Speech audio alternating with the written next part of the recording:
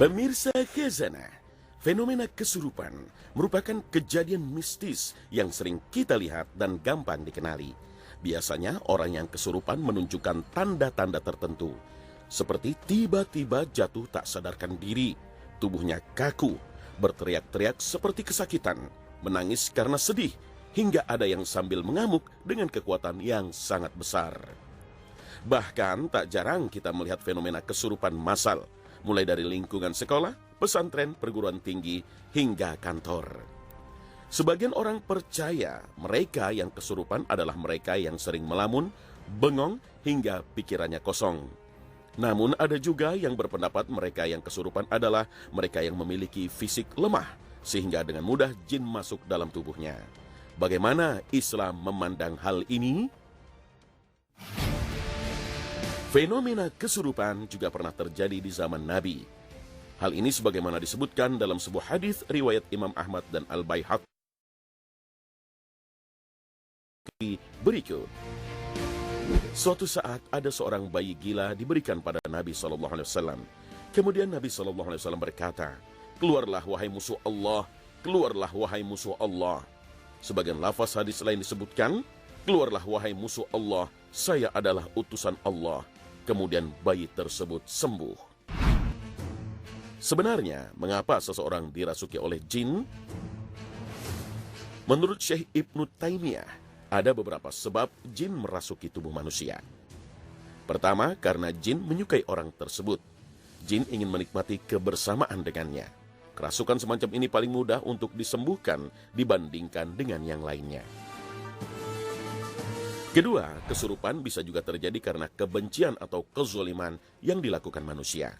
Misalnya ada orang yang mengganggu jin atau jin mengira ada seseorang yang sengaja mengganggu mereka, baik dengan mengencingi jin atau membuang air panas ke arah jin atau membunuh sebagian jin. Meskipun si manusia sendiri tidak mengetahuinya, namun jin membalas kesalahan manusia dengan kezaliman melebihi yang ia terima. Dan ini jenis kerasukan paling berat. Bahkan seringkali bisa menyebabkan terbunuhnya orang yang kerasukan.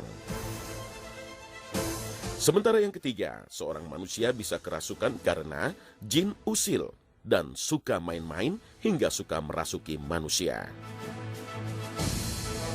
Lalu bagaimana jika salah satu dari kita mengalami kerasukan? Bagaimana cara mengobatinya? Berikut beberapa ayat Al-Quran yang mujarab untuk dijadikan ruqyah dan mengeluarkan jin di tubuh manusia.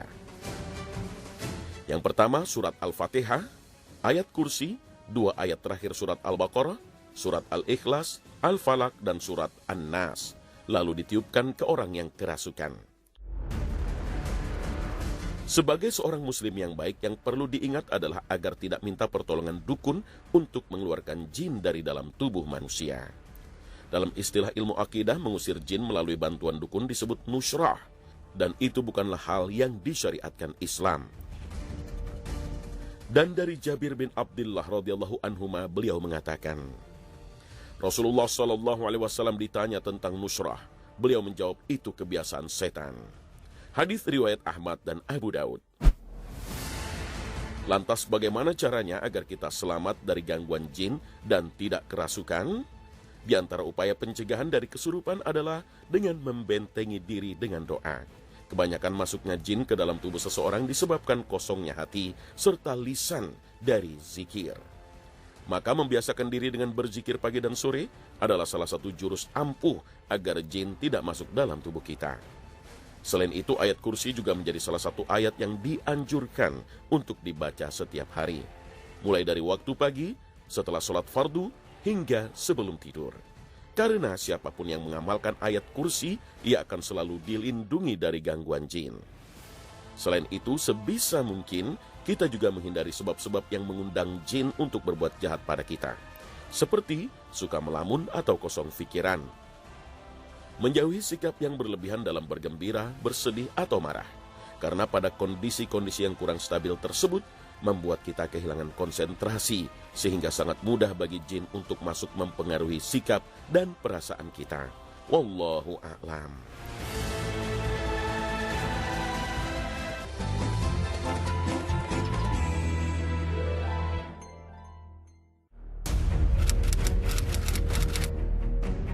Iya, Pernah. sesekali pernah saya. Tuh kenapa Mas alasannya mau lewat trotoar? Alasannya mungkin karena lagi buru-buru. Sebenarnya sih secara etika itu nggak boleh. Tapi karena mungkin ada desakan juga ya, karena lagi buru-buru banget, misalkan ada keperluan urgensi. Jadi ya mau nggak mau, iya. Ya pernah. Nah, itu alasannya kenapa Mas kok lewat trotoar? Ya Kak, alasannya macet aja Pak. Alasan macet. Iya, biar ngejar waktu aja. Oh, pernah sih. Hah? Pernah. Pernah. Ya. Itu alasannya kenapa Mas kok bisa lewat trotoar? Alasan ya kadang ngikutin penumpangnya buru-buru gitu.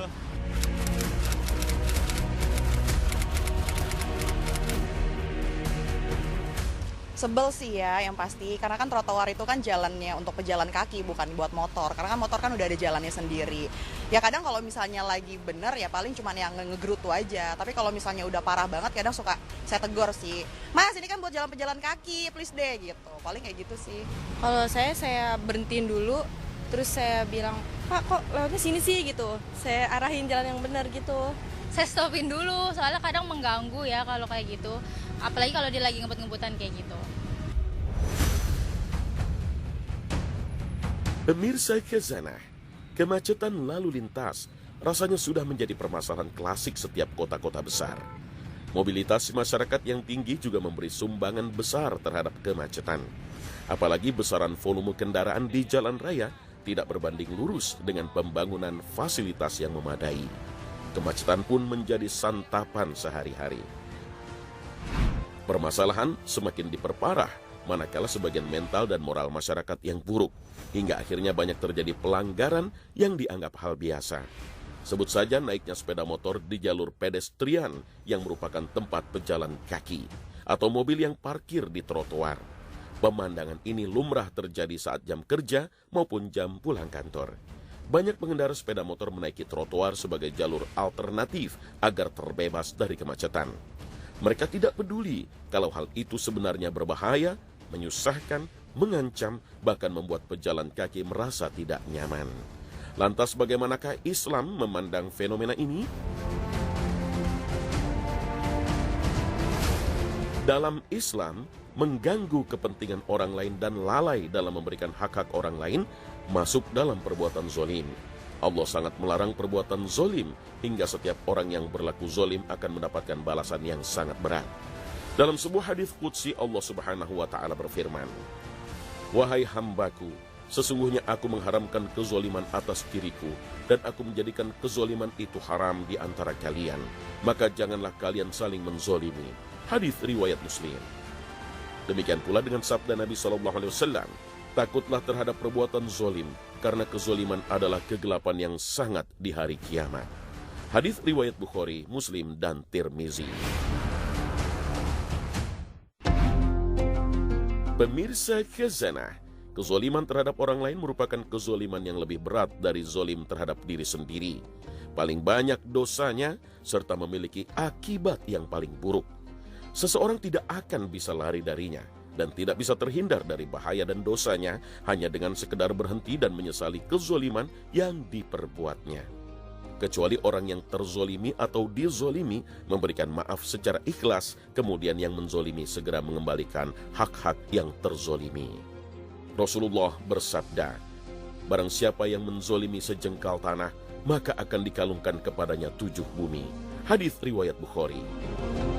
Bahkan perbuatannya itu akan sangat memberatkan pelakunya, baik di dunia, terlebih di akhirat. Jika dia ahli ibadah, maka bisa saja ia akan bangkrut di hari kiamat, karena harus merelakan seluruh pahalanya untuk orang yang dizolimi. Na'udzubillah min zalik. Kemudian, bukan hanya sekedar dosa yang diterima seseorang yang merampas hak pejalan kaki. Seorang pengendara yang nekat mengambil hak pejalan kaki semestinya juga takut akan doa orang yang ia zolimi. Karena doa orang yang terzolimi tidak tertolak, sekalipun yang berdoa bukanlah seorang muslim. Bayangkan, jika di antara pejalan kaki ada yang merasa sakit hati, lalu mendoakan kejelekan bagi pengendara motor tersebut, padahal mungkin pengendara sepeda motor berharap menghemat waktu untuk bersegera menjemput rezekinya atau bertemu keluarganya, namun doa dari pejalan kaki yang ia zolimi bisa menghalanginya untuk meraih yang ia harapkan dan berakhir sebuah keburukan. Nabi SAW bersabda, ada 3 doa yang mustajab dikabulkan tanpa diragukan. doa orang yang terzolimi, doa musafir, dan doa kedua orang tua untuk kecelakaan anaknya. Hadis riwayat Bukhari. Dan berhati-hatilah dari doanya orang yang terzolimi, karena sesungguhnya tidak ada penghalang antara dia dengan Allah. Hadis riwayat Bukhari dan Muslim. Maka, sebagai pengguna jalan umum sebaiknya kita selalu mawas diri dan mengingat kepada diri sendiri. Perbuatan-perbuatan merampas hak pengguna jalan lain itu bukanlah sebuah hal yang remeh yang cukup selesai hanya dengan melengoskan muka kepada mereka yang dizolimi. Atau lebih parah, pura-pura tidak tahu. Wallahu a'lam bissawab.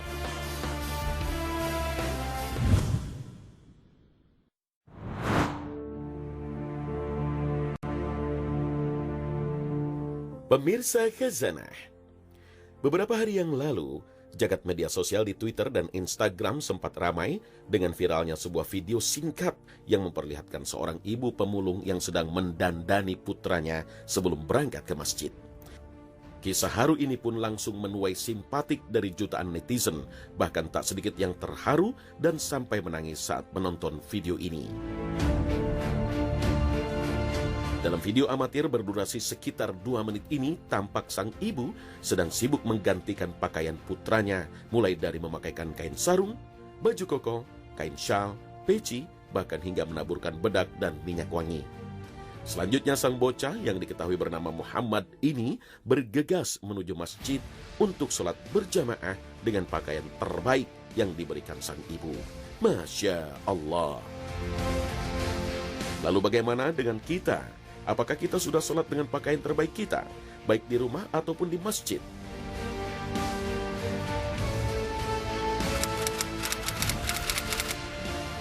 Pakai baju koko. Kenapa? Ya karena kita kan nyembah yang maha kuasa, jadi ya mau nggak mau ya harus tampil rapi gitu. Kita nemuin orang aja pakai jas, pakai baju yang rapi, kan apalagi kita kita beribadah nyembah sama yang buat hidup kayak gitu.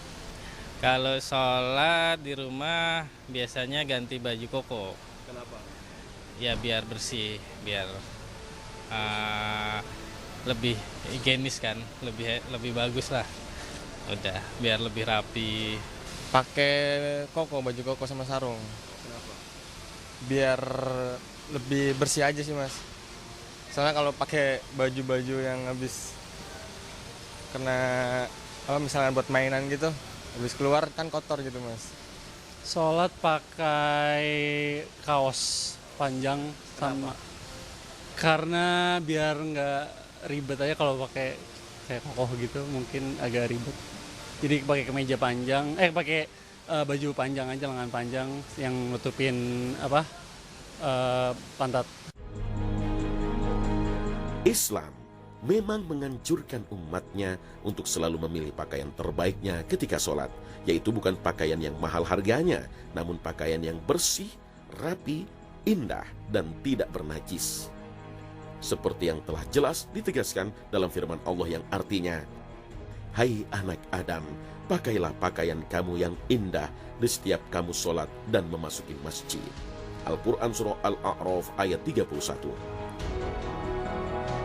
Dalam ayat ini bisa kita sadari Allah Subhanahu wa Ta'ala maha memahami umatnya yang tidak semuanya berpunya. Anjuran ini tentu sangat ringan bagi kita. Tidak perlu termahal, tidak perlu terindah, tapi cukup pakaian yang indah dan bagus dalam kadar kemampuan masing-masing.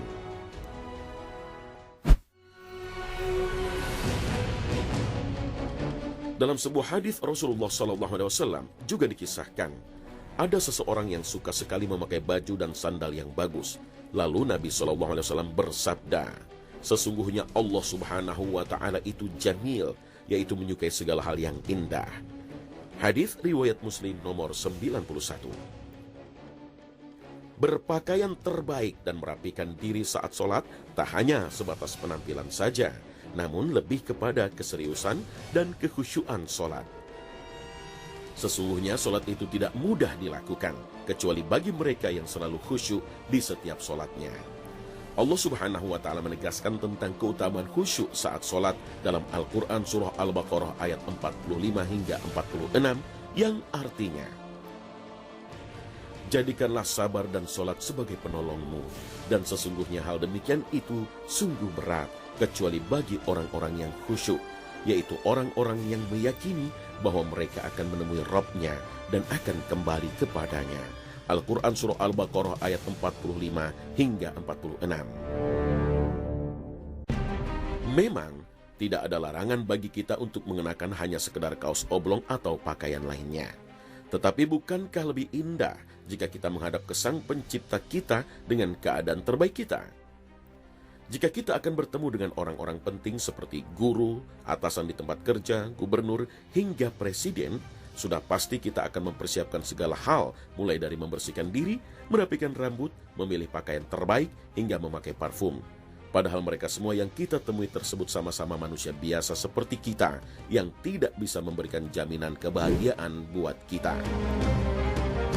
Oleh karena itu, ketika kita sholat, menghadap Sang Pencipta yang telah jelas akan memberikan apa saja kebutuhan manusia, mengabulkan segala doa dan mengampuni segala dosa kita, pakailah pakaian kita yang indah. Karena sesungguhnya Allah menyukai keindahan dan ketakwaan hambanya. Wallahu a'lam bissawab.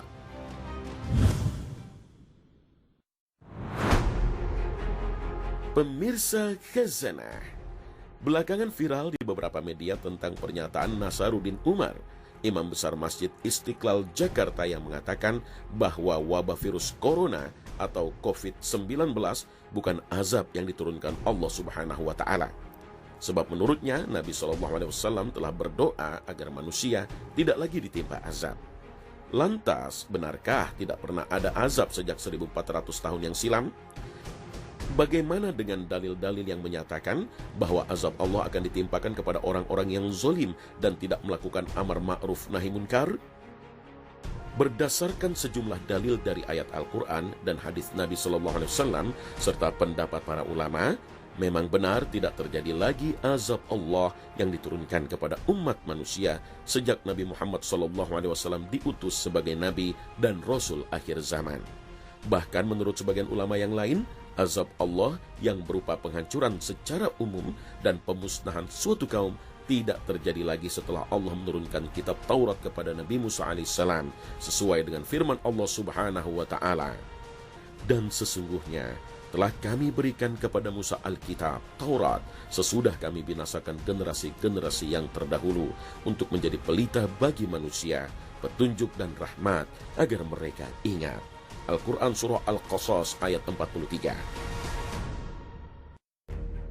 Imam Ibnu Katsir menjelaskan makna ayat ini, bahwa setelah diturunkannya kitab Taurat, Allah tidak menimpakan azab kepada suatu kaum atau umat tertentu dengan azab yang menyeluruh. Adapun azab Allah yang ditimpakan kepada Fir'aun dan pasukannya, maka hal itu terjadi sebelum Nabi Musa menerima kitab Taurat. Demikian juga dengan azab-azab lainnya. Namun demikian, tidak terjadinya azab Allah setelah Nabi Musa alaihissalam menerima Taurat dan setelah diutusnya Nabi Muhammad SAW bukan berarti azab Allah kepada orang-orang kafir dan ingkar serta zalim tidak ada lagi. Sebab turunnya azab adalah hak prerogatif Allah Subhanahu wa Ta'ala, di mana Allah bisa mengampuni siapapun yang dikehendaki dan mengazab siapapun yang dikehendaki. Hal ini sebagaimana dikuatkan dalam beberapa ayat Al-Quran dan hadis bahwa sebenarnya ada beberapa azab yang ingin Allah timpakan kepada orang-orang kafir di masa Nabi SAW. Namun akhirnya azab itu diurungkan karena sejumlah sebab. Di antaranya adalah azab yang ingin ditimpakan kepada penduduk Taif yang telah mengganggu dan menyakiti Nabi, hingga malaikat penjaga gunung menawarkan untuk menimpakan kedua bukit Taif kepada mereka.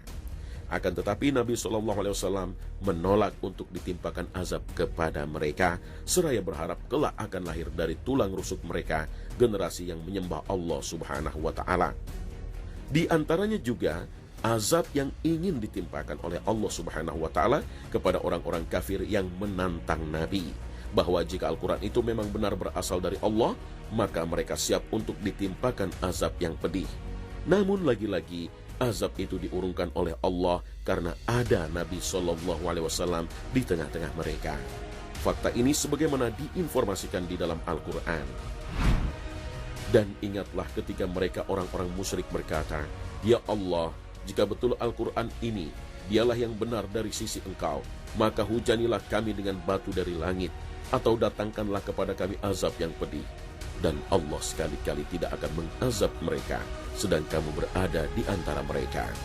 Al-Quran Surah Al-Anfal ayat 32 hingga 33. Selain itu, Allah juga mengurungkan azab kepada umat manusia dan tidak akan menimpakannya kepada mereka selama masih ada di antara mereka orang-orang yang beristighfar, memohon ampun kepada Allah dan melakukan amar ma'ruf nahi munkar.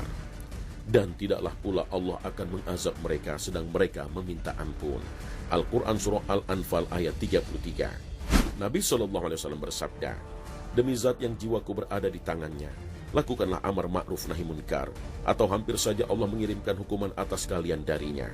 Kemudian kalian berdoa kepadanya, lalu doa kalian tidak dikabulkan." Hadis riwayat Tirmizi dengan derajat hasan. Jika kita mencermati dengan seksama ayat dan hadis di atas, maka segala bencana alam yang menimpa umat Nabi SAW sepeninggal beliau tidak bisa dikatakan sebagai azab. Termasuk wabah corona atau COVID-19 yang akhir-akhir ini menghebohkan dunia.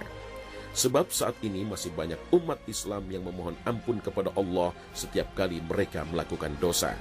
Di samping juga masih banyak dai yang menyeru kepada yang ma'ruf dan mencegah kemungkaran. Virus corona juga tidak bisa dikatakan sebagai azab, karena azab pada umumnya menimpa orang-orang kafir dan ingkar saja. Sedangkan wabah penyakit yang merupakan musibah atau bencana bisa menyerang siapa saja, baik yang mukmin maupun yang kafir, jika mereka lalai dan kurang memperhatikan kesehatannya. Meskipun bukan azab, namun wabah penyakit termasuk bencana alam lainnya bisa jadi sebagai teguran dari Allah Subhanahu wa Ta'ala akibat perbuatan manusia itu sendiri agar mereka kembali ke jalan yang benar, yaitu jalan yang diridhoi oleh Allah Subhanahu wa Ta'ala. Hal ini sebagaimana yang ditegaskan di dalam Al-Quran. Telah nampak kerusakan di darat dan di lautan akibat perbuatan tangan maksiat manusia, supaya Allah merasakan kepada mereka sebagian dari akibat perbuatan mereka, agar mereka kembali ke jalan yang benar. Al-Quran Surah Ar-Rum ayat 41. Wallahu a'lam bis-shawab.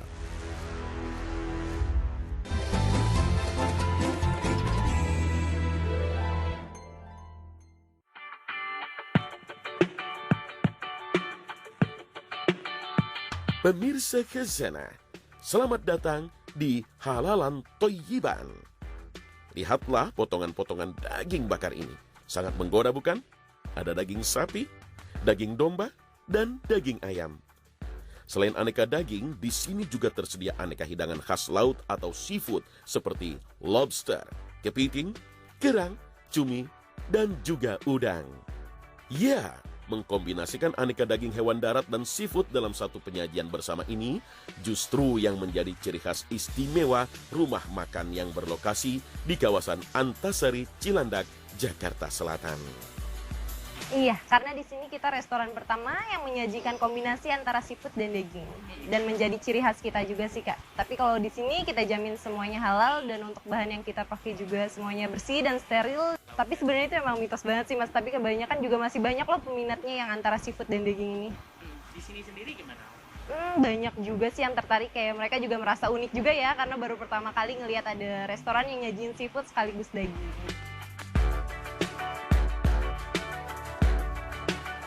Daging sapi dan domba yang sudah diasapi, kemudian dipotong-potong menjadi beberapa bagian dengan ukuran ketebalan yang pas, lalu dibakar di atas bara api arang sambil diolesi dengan racikan saus madu hingga meresap. Proses pemanggangan ini tidaklah lama, hanya sekitar 5 menit saja, untuk menghasilkan tekstur daging yang empuk dan juicy. Kemudian untuk seafoodnya, lobster, kepiting, cumi, udang, dan kerang yang sudah dibersihkan dan direbus terlebih dahulu akan ditumis dengan racikan bumbu rempah seperti cabai merah besar, cabai rawit, bawang merah dan bawang putih, serai, garam, dan daun jeruk yang sebelumnya sudah ditumbuk halus, lalu dicampurkan saus sambal dan saus tomat. Semua bumbu halus ini lalu ditumis hingga harum aromanya, lalu tinggal kita masukkan semua seafoodnya dan masak kurang lebih 10 menit saja supaya tidak overcook. Kemudian untuk penyajiannya pun cukup mudah. Tinggal siapkan wadah nampan berukuran besar, lalu semua sajian daging dan seafood tadi ditumpahkan di atasnya selagi masih panas. Dan sebagai pelengkap rasa, ditambahkan berbagai macam saus. Jadi kalau makan di sini, itu kombinasi antara penyajian makanan seafood dan juga dagingnya. Jadi kita punya dua variasi pilihan nih. Tapi menurut saya sih itu hanya mitos ya. Maksudnya dengan ya ilmu edukasi sekarang ini, sepertinya kalau kita telah secara saintifik sih harusnya sih bukan masalah ya menurut saya seperti itu. Iya, pastinya malah enak gitu. Sebelum memilih makanan, saya akan pastikan dulu kehalalannya pertama. Makanan laut semua kan memang halal ya. Sajian kombinasi daging dan seafood ini memang disajikan dalam paket porsi besar yang bisa disantap bersama-sama, mulai dari 2 orang hingga 6 orang. Harganya pun menyesuaikan, mulai dari Rp200.000 hingga Rp450.000 untuk paket combo yang paling besar. Hidangan daging laut ini sangat pas disajikan sebagai menu santap siang maupun untuk makan malam. Cumi kecil dan lobster dan kepiting. Enak? Kan itu kayak sosis. Tetapi kita tentu pernah mendengar pesan berantai di media sosial tentang larangan dari Rasulullah untuk mengkonsumsi daging darat dan laut secara bersama-sama. Apakah memang demikian? Faktanya, tidak ada satu hadis pun, bahkan hadis doif sekalipun. Tak ada yang menjelaskan ada riwayat Nabi yang melarang mengkonsumsi daging hewan darat dan laut secara bersama-sama. Mengutip Syekh Muhammad Shalih Al-Munajid, ternyata tidak ada riwayat dari Nabi SAW bahwa beliau melarang minum susu dan makan ikan bersamaan. Oleh karena itu, jika tidak ada riwayatnya, maka dikembalikan masalah ini kepada ahli kedokteran dan ahli kesehatan. Lantas, apakah hal tersebut benar adanya? Faktanya, sistem pencernaan manusia dapat bekerja secara otomatis menyesuaikan apa yang masuk ke dalam perut.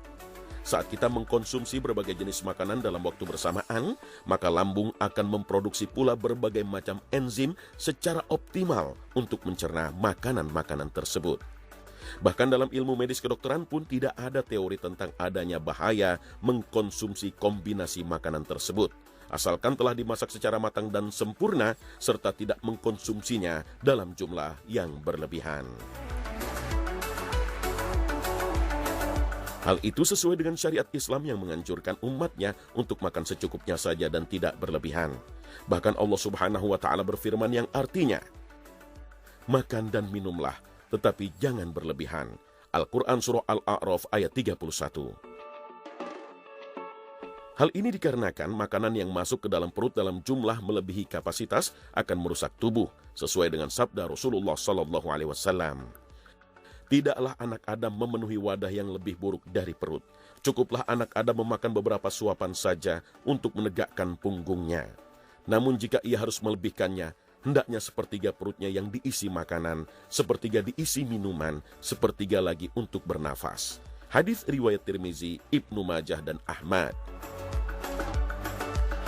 Semoga sajian daging dan seafood ini bisa menjadi referensi umat muslim untuk memilih makanan yang halal sekaligus thayyib.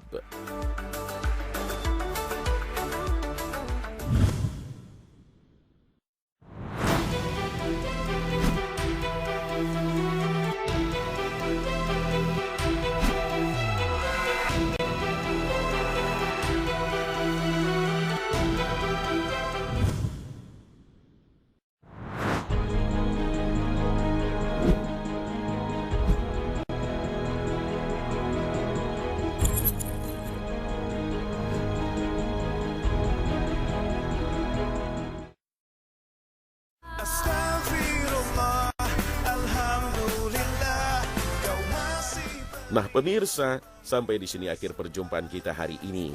Semoga Allah Subhanahu wa Ta'ala senantiasa memberikan hidayah dan taufiknya kepada kita. Amin ya Rabbal Alamin. Terima kasih atas perhatian Anda. Wassalamualaikum warahmatullahi wabarakatuh.